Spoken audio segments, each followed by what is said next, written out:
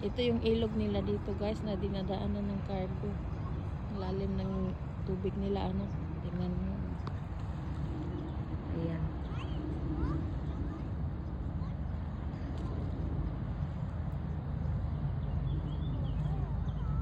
Wow.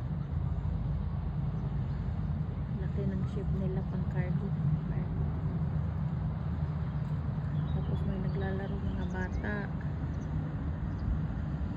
Laki ng river nila dito ano. Marami rin nagpiknik dito. Mamayang hapon marami ng tao dito. Sa ngayon wala pa kasi 10:30 pa lang. Pero dapat 9 o'clock nandito na lahat.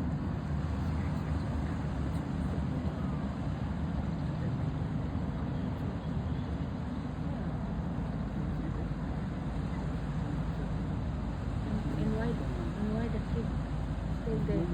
Yeah, but why they are there? There's two small kids. Look at that. Come on. Lang, lakas ng tubig na oh. Dahil may dumaan na ship.